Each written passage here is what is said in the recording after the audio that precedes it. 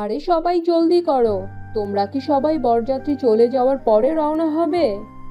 না না মা, চলো আমরা সবাই রেডি। 1 মিনিট বাবা, তুই এখানে কি করছিস? তোকে না আমি আগেই বলেছি আজকের দিনে তুই ঘর থেকে বের হবি না। আম্মা, আজ আমার দেবরের বিয়ে। আমি কিভাবে আমার দেবরের বিয়েতে না গিয়ে থাকতে পারি বলুন? তো তাহলে তুই কি চাইছিস? তোর মতো টেকো ন্যাড়াকে বিয়েতে নিয়ে সমাজে আমাদের নাক কাটাই? তোর এই ন্যাড়া মাথাকে দেখে যদি আমার ছেলে সুজনের বিয়েটাই ভেঙে যায়, তখন কি হবে? এর দায়ভার কি তুই নিবি? হ্যাঁ সুরভি, মা একদম ঠিক কথাই বলেছে। তোমার এই বেল মাথা দেখে বিয়েতে আসা সকল মেহমান আমাদেরকে নিয়ে তামাশা করবে। তুমি কি চাও সবার সামনে আমরা অপমানিত হই? বলো, চুপচাপ নিজের ঘরে চলে যাও। নিজের স্বামী প্রীতম আর শাশুড়ি সুনিতার কথাগুলো শুনে সুরভির চোখে পানি চলে আসে। সে মাথা নিচু করে তার নিজের ঘরে ফিরে যায়। অপরদিকে বাড়ির সবাই বরযাত্রী নিয়ে বের হয়ে যায়। হে উপরওয়ালা, কেন তুমি আমার সাথে এমনটা করলে? কেন আমার মাথার সব চুল তুমি কেড়ে নিলে? যখন আমার মাথায় অনেক ঘন আর লম্বা কালো চুল ছিল, তখন সবাই আমাকে কত ভালোবাসতো। আর আজ আমার সেই আপনজনেরাই আমাকে কতটা ঘৃণা করে। সুরভির মাথা শুরু থেকেই ন্যাড়া ছিল না। কয়েক মাস আগেও তার মাথায় দীঘল লম্বা কালো চুল ছিল। বন্ধুরা, তোমরা তোমাদের নাম কমেন্ট বক্সে কমেন্ট করে জানাও, কারণ তোমাদের নাম দিয়েই তৈরি হবে আমাদের পরবর্তী কার্টুন ভিডিও।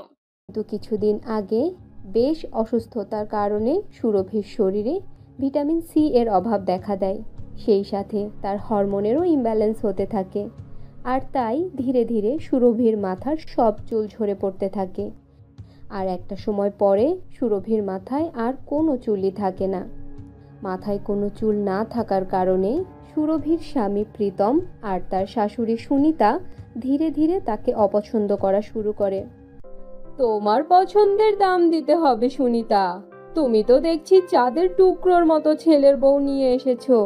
তার উপর আবার বউয়ের তো দেখি অনেক সুন্দর কালো লম্বা চুল। লাখের মধ্যে একজনেরই এমন সুন্দর চুল হয়।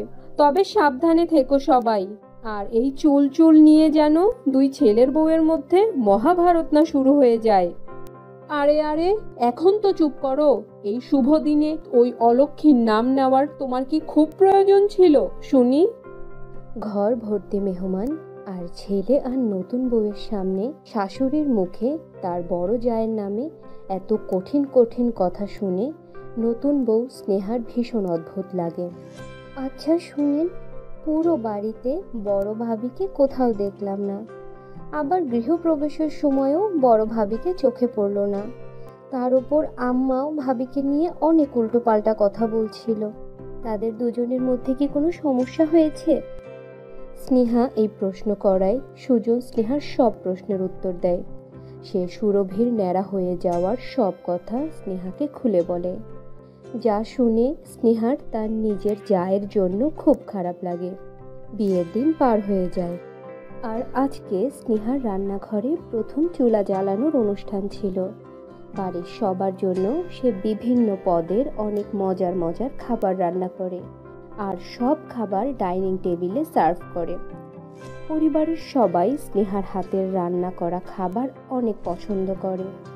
আরে বাহ ছোট বৌমা, মাথা ভর্তি ঘন কালো চুলের পাশাপাশি তোমার তো দেখি এত মজার মজার খাবার রান্না করারও গুণ রয়েছে।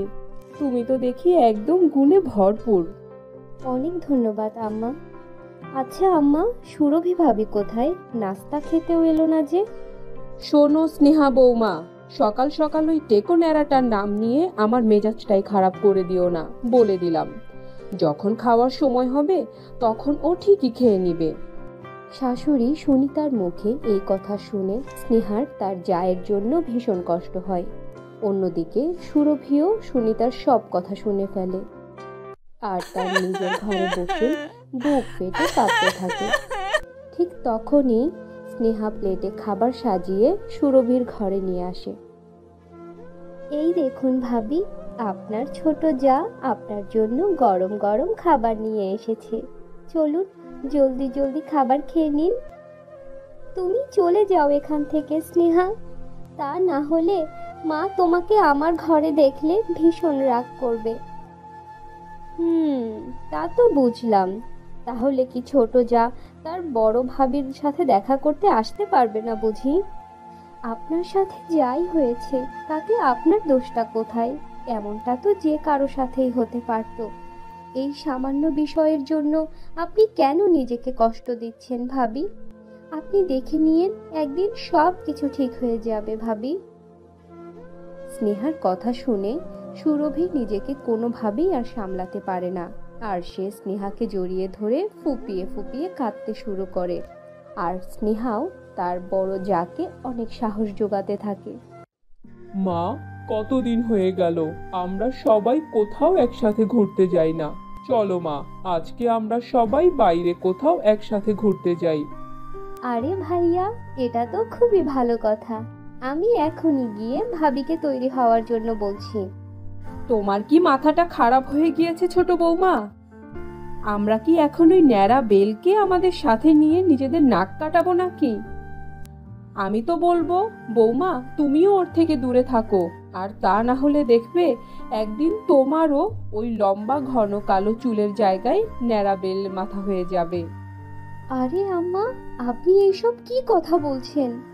আপনার কথা শুনে তো মনে হচ্ছে না জানি মাথায় চুল না থাকা কোনো ভয়ঙ্কর অসুখ।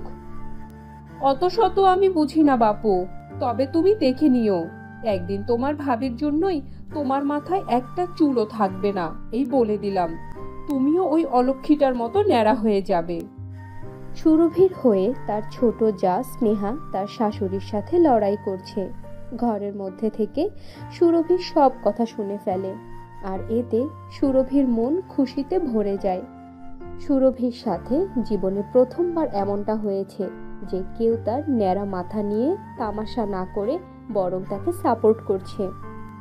আরে ভাবি, আপনি এখানে, আর আমি আপনাকে পুরো বাড়ি খুঁজে বেড়াচ্ছি। আমার কিছু জিনিস কেনার জন্য মার্কেটে যেতে হবে। চলুন, আপনিও আমার সাথে চলুন প্লিজ, আমরা একসাথে শপিং করব। স্নেহার কথা শুনে সুরভির মন গলে যায়, আর সে মার্কেটে যাওয়ার জন্য হ্যাঁ বলে দেয়। আর মার্কেটে যাওয়ার আগে সে একটা হিজাব দিয়ে তার মাথাটা খুব সুন্দর করে ঢেকে নেয়। যা দেখে স্নেহা তাকে বলে, আরে আরে ভাবি, আপনি এই হিজাব মাথায় বেঁধেছেন কেন? স্নেহা, যাতে কেউ আমার এই ন্যাড়া মাথা নিয়ে তামাশা না করে। আমি চাই না আমার জন্য কেউ তোমাকে অপমান করুক। ভাবি, আপনি কেন মানুষের কথা কানে নিচ্ছেন? মানুষের যা মনে চায় মানুষ তাই বলুক, আপনি কোনো কথাই মনে নিয়ে কষ্ট পাবেন না। আপনি দেখতে যেমনই হন না কেন, আমাদের কাছে আপনি সব থেকে ভালো একজন মানুষ। স্নেহার কথা শুনে সুরভি নিজের ন্যাড়া মাথা থেকে হিজাবটা খুলে ফেলে। তারপর সে স্নেহাকে সাথে নিয়ে শপিং করতে যায়। মার্কেটে থাকা যত মানুষ ছিল সবার নজর সুরভির ন্যাড়া মাথার উপরে ছিল, আর যা দেখে সুরভি ভীষণ লজ্জা পেতে থাকে। কিন্তু তার ছোট যা স্নেহার কারণে সে কিছুটা সাহস পায় আর স্বস্তি নিয়ে মার্কেটে ঘুরতে থাকে। আরে রমিলা চাচি, আপনি এখানে? কেমন আছেন? আরে বৌমা, আমি ভালো আছি, তুমি কেমন আছো? বৌমা, আমাদের বাড়িতে আগামীকালকে পূজা হবে, পরিবারের সবাইকে নিয়ে তোমরা আসবে, আর তুমি তো অবশ্যই আসবে। জানো, পূজার জন্য অর্ধেকের বেশি লোক তো তোমার এই লম্বা ঘন কালো চুল দেখার জন্য আসবে। তবে দেখো বাপু, তোমার ওই ন্যাড়া বড় যাকে আবার সাথে নিয়ে এসো না, নয়তো দেখা যাবে পূজার বদলে কোনো হাসি তামাশার কমেডি শোতে পরিণত হয়ে যাবে। চাচি, আপনি এসব কি কথা বলছেন? আপনি তো লেখাপড়া করা শিক্ষিত মানুষ। আমি ভেবেছিলাম ভাবির ন্যাড়া হওয়া নিয়ে আপনি অন্তত বুঝবেন, কিন্তু আপনিও বাকি সবার মতোই। যদি বড় ভাবি পুজোতে না যেতে পারে তাহলে আমিও আসবো না আপনার পূজায়। স্নেহার কথা শুনে রমিলা রাগে কটকট করতে করতে সেখান থেকে বের হয়ে যায়। আর এভাবেই বেশ কিছুদিন পার হয়ে যায়। আরে এই বয়স্ক বুড়িটাকে এক কাপ চা দেওয়ার মতো মানুষ কি এই বাড়িতে নেই? সবাই জানে যে এক কাপ চা ছাড়া এই বুড়ির দিন শুরু হয় না, অথচ কারো কোনো মাথা ব্যথা নেই। আম্মা, স্নেহা একটা কাজের জন্য একটু বাড়ির বাইরে গিয়েছে। এই নিন মা, আপনার চা। আরে হায় হায় হায় হায় কপাল, এই অলক্ষীর মুখটা সকাল সকাল দেখলাম। এই উপরওয়ালা, এখন তো আমার পুরোটা দিনই খারাপ যাবে। এই ন্যাড়াটার মুখ যে দেখে ফেললাম। এই ন্যাড়াটাকে দেখতে দেখতে এখন আমারও মাথা থেকে চুল পড়া শুরু করেছে। তোকে কতবার মানা করেছি সকাল সকাল তুই আমার সামনে আসবি না। আম্মা, আজ পর্যন্ত যতবার আপনি আমাকে ন্যাড়া মাথা নিয়ে ঠাট্টা করেছেন, আমি চুপচাপ মুখ বুজে সহ্য করেছি। কিন্তু আর না, এখন থেকে আমি ঠিক যেমনটা দেখতে সেভাবেই আপনাদেরকে আমাকে একসেপ্ট করতে হবে, আমাকে মেনে নিতে হবে। এই প্রথমবার সুরভি তার নিজের জন্য মুখ খুলেছে, যা দেখে সুনিতা যেন আকাশ থেকে পড়ে গিয়েছে। এভাবে আরো কিছু সময় পার হয়ে যায়। আমি বাইরে গাড়ি বের করছি, সবাই জলদি করে তৈরি হয়ে এসো। সবাই তৈরি হয়ে এখনই চলে আসবে। চলো, ততক্ষণে তুমি আর আমি গিয়ে গাড়িতে সবার জন্য অপেক্ষা করি। আরে তুমি আবার কোথায় আসছো? এটা আমার অফিসের পার্টি। তোমার মতো টেকো ন্যাড়া বেলকে আমার সাথে নিয়ে গেলে সেখানে আমার নাক কাটবে। আমি পারবো না বাপু। তোমাকে না কতবার নিষেধ করেছি আমার সামনে না আসার জন্য।